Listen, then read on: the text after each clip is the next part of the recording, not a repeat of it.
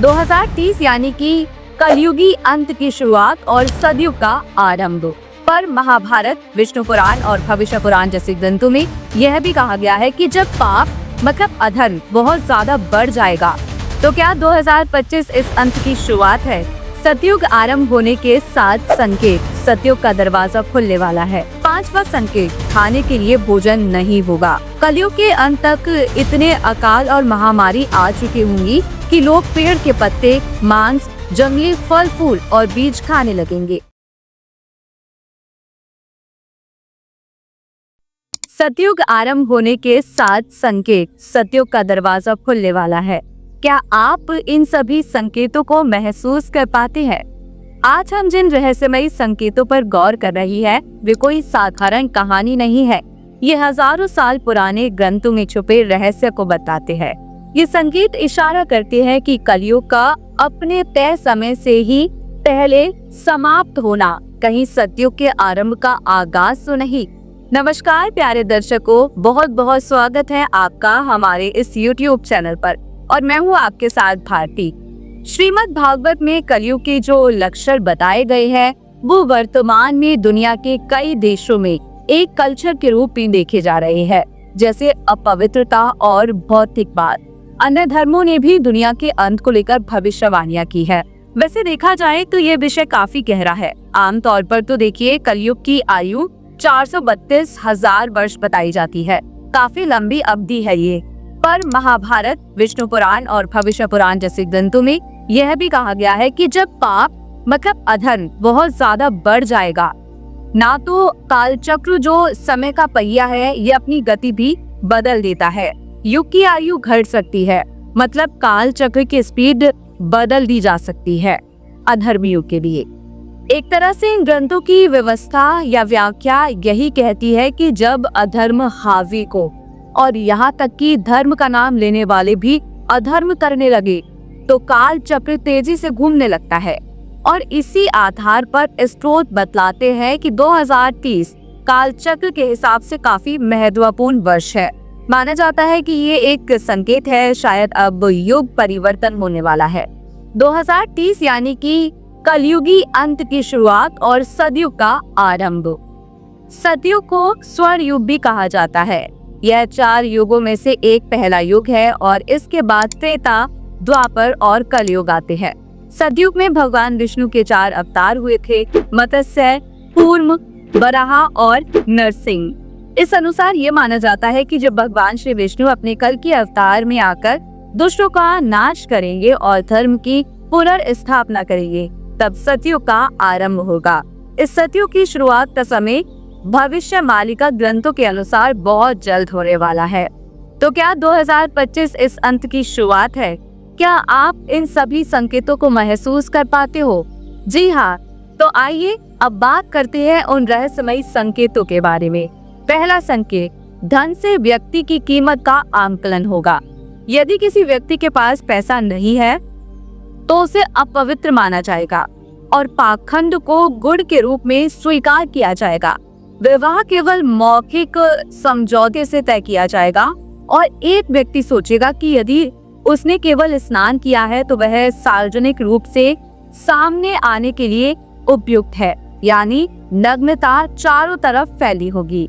पिछले कुछ सालों की जो असामान्य घटनाएं घटी वो भी शायद इसी ओर इशारा कर रही है।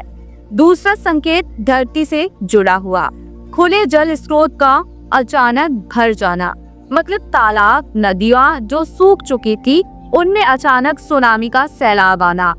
सिर्फ पानी ही नहीं, उनमें से हजारों साल पुरानी मूर्तियां जैसे शिवलिंग, देवियों की प्रतिमाओं का प्रकट होना। पुराण कहते हैं कि यह उस युग की समाप्ति का संकेत है जिसने अपने धर्म को भुला दिया हो।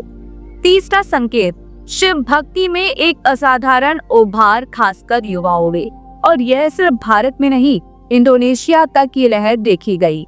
स्कंद पुराण और लिंग पुराण के अनुसार युग परिवर्तन के समय महादेव के भक्तों की संख्या बढ़ती है क्योंकि काल चक्र को नियंत्रण तो वही करते हैं। चौथा संकेत, असामान्य मौसम।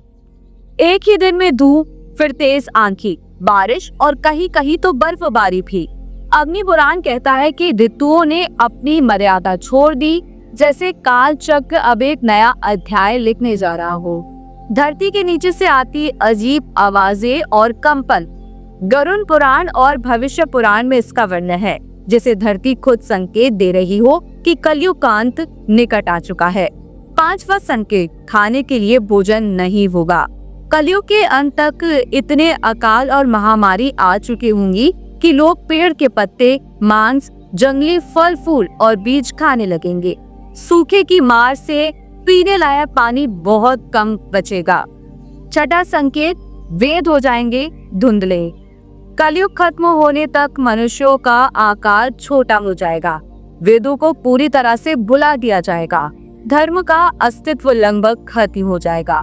आखिर में जब धरती मनुष्य के कुकर्मों के बोझ तले दब जाएगी, तब भगवान कल की अवतार के रूप में प्रकट होंगे और शाश्वत धर्म की रक्षा करेंगे।